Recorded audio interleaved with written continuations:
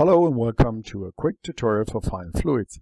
This tutorial is for the latest public beta release, version 0.45, and that's our main public release we will keep as the free version out there in the wild. I hope you will enjoy this, and this video is meant to give you a little start and know where things are. So let's start and dive right into it.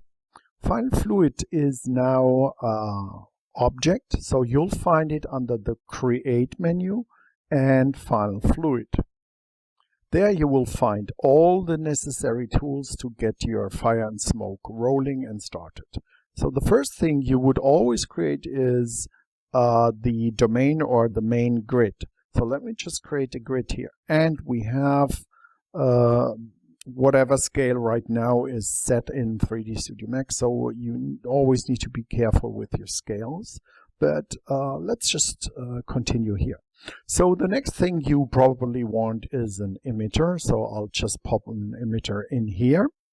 And the next thing we want to do here is get our grid visible in the viewport. So the next thing I'm going to do is I'll turn on show our virtual grid, and that's about it. Let's go back to the create section, and we want to have a collider as well.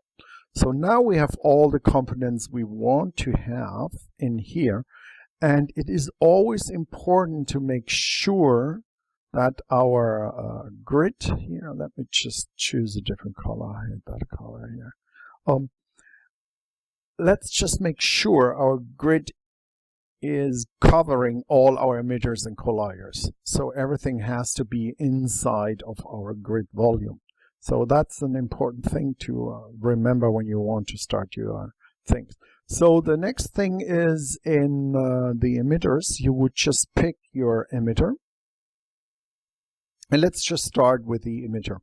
Right now I picked the emitter and everything should be fine and ready to go. So when I press preview, we see, okay, something is going there, but it looks strange and really awkward. So what we might want to do is adjust our settings. And again, this depends on your size and system units you have in 3D Studio Max. So it's always a good idea to turn on the show debug, go into the preview, and we can see right now this is way too fine for testing. So I'll make it, that was way too coarse. Okay, let's do it something like that.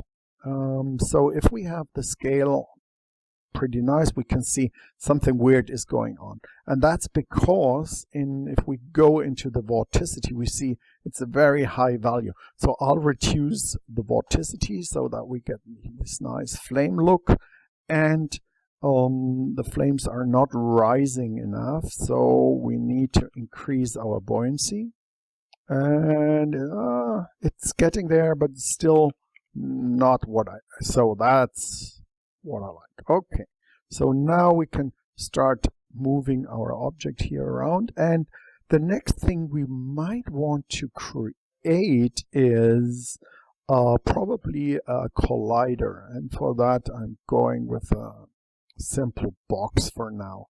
So I'll just draw the box over here and give it a thickness, and I'll move the box a little bit up. So there we have our collider.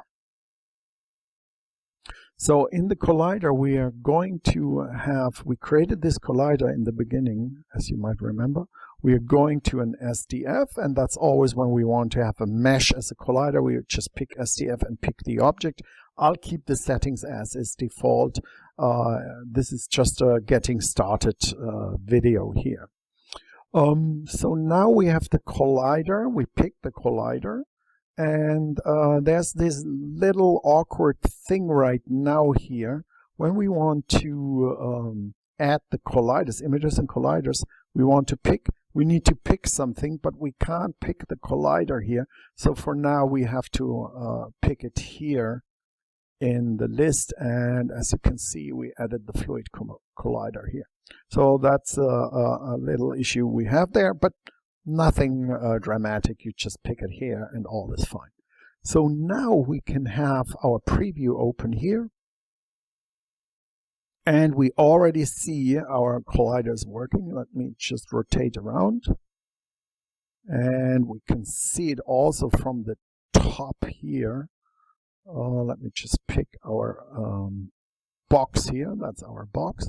I'll just move the collider to this side, or maybe to this side, and I'll move it a little bit down to our collider, and let me just move it over here.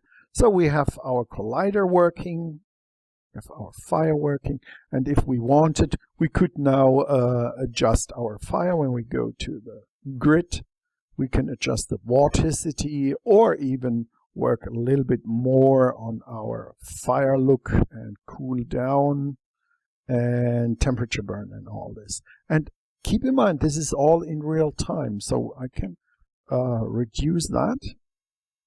Fuel, reduce the fuel. That will give us much more fuel or flames, and we'll reduce the cool down rate.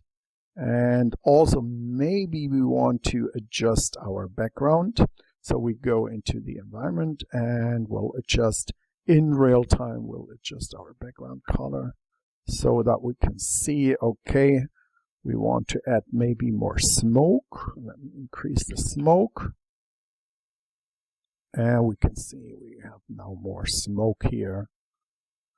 And also, it's always a good idea to adjust the show debug, where we can see, okay, this is our grid.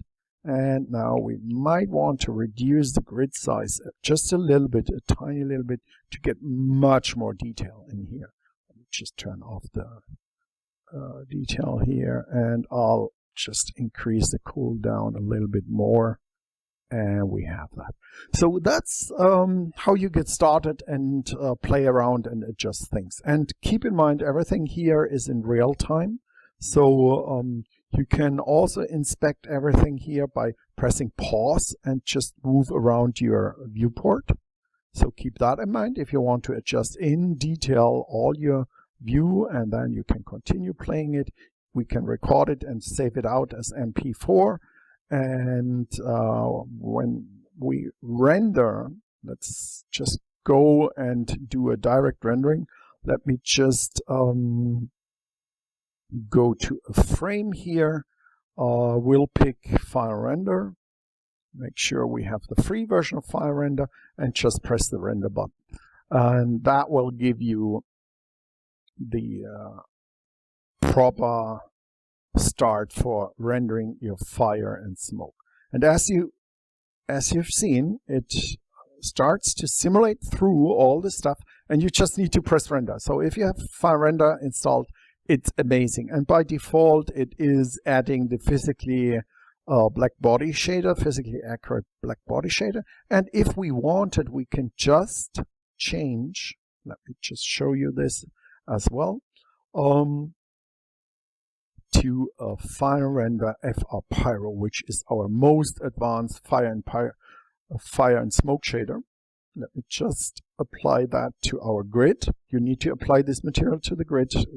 Keep in mind, I selected the grid, assigned to selection, and now if we render, we get our Pyro shader for this fire effect, which will give you much more control and adjustments for your effect. And then we can dive into how we want to control our fire effect and all this.